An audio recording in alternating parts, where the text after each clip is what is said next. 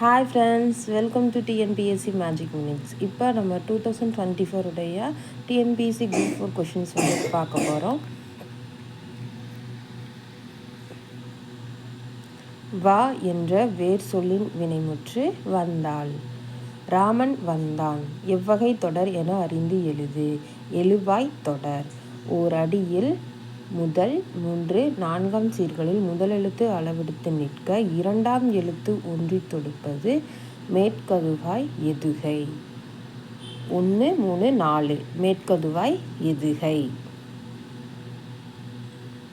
இச்சொல்லின் பொருள் நனந்தலை உலகம், அகன்ற உலகம். பழமொழியினை நிறைவு செய்க.